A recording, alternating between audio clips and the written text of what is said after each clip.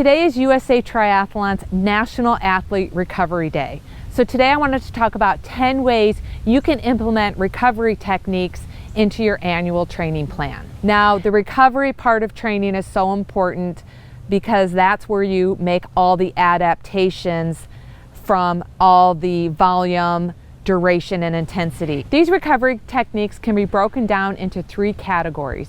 The first one is training, is when you map out your phases of training within your annual training plan. So let's take a 12-month cycle. Let's say you're going to peak in June and you're going to peak again in November. Then you want to plan some recovery time off after your big race in June, as well as after your race in November. A second way you can plan recovery is within each phase of training. So if you follow like a traditional periodized model where maybe you build for 2 or 3 weeks and then you recover for a week, that recovery week is pre-planned within the 12-month cycle. So, to keep it simple, maybe you take a recovery week each month. So that would actually be a total of 12 recovery weeks if you train 12 months out of the year. And a third way to implement recovery into your training is to make sure you're doing rest days before and after events, such as B and C events, that you don't need a full recovery afterwards, as well as intense training days. So this is really important more in the race specificity phase of your training, where you either want to go very, very easy or very, very hard. You plan that hard day sandwiched in between 2 easy days, and it's really important to execute the recovery days. Go by rate of perceived effort, a 1 to 10, and you keep that feeling below a 5. Now, moving on to strategies to incorporate recovery into your lifestyle routine is to make sure you're getting adequate sleep. You prioritize and develop some sleep hygiene where you're going to bed at the same time and waking up at the same time each day, so your body gets used to that.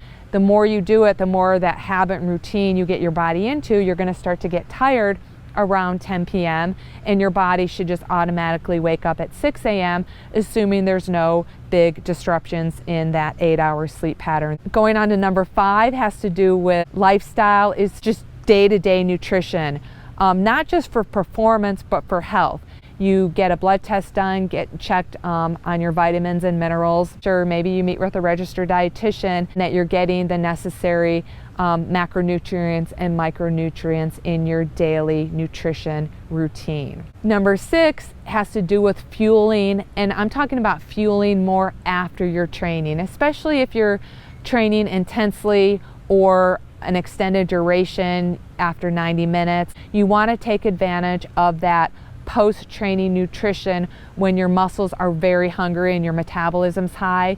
You want to make sure you get a balanced meal consisting of protein, carbohydrates, and healthy fats. A fourth component of the lifestyle recovery is trying to take daily naps, especially if you're kind of in that midday slump where you're just feeling foggy in the head, you're not being very productive. It's really beneficial just to, shut it down and set your alarm and just close your eyes.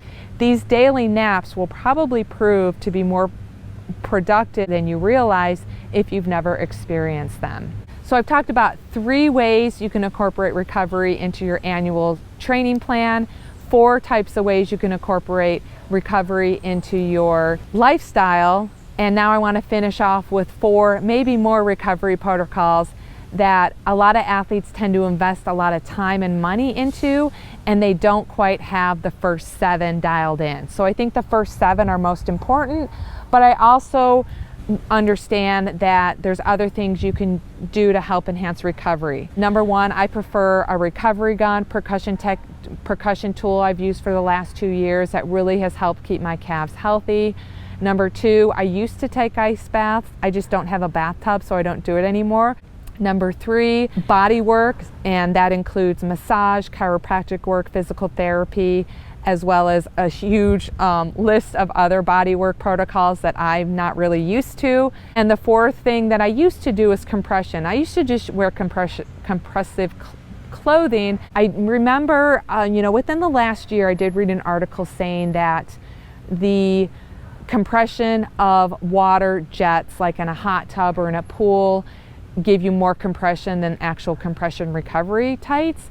And I implement a lot of aqua jogging in the hot tub as well as the regular pool near the jets to kind of enhance that compression effect. Now, as I'm talking, I'm thinking of some more components of recovery, and number 11 is active recovery. I prefer to aqua jog. You can also just do very easy walks, jogs, spins on the bike, higher cadence, low power, easy swims where you're just stretching out your muscles and you're not concerned with any pace, power, or heart rate. And number 12, as I think about aqua jogging, I really believe that helps me with hip mobility. So number 12 component of recovery was making sure you incorporate some sort of mobility into your routine. If you haven't really ever thought much or valued recovery, as you approach the out of season phase of your training, plan ahead for how you're going to incorporate these recovery protocols into your routine. I'd love to hear what your favorite recovery protocol is. Comment below, join the chatter in our T2 Endurance group, and I hope you make it a great day.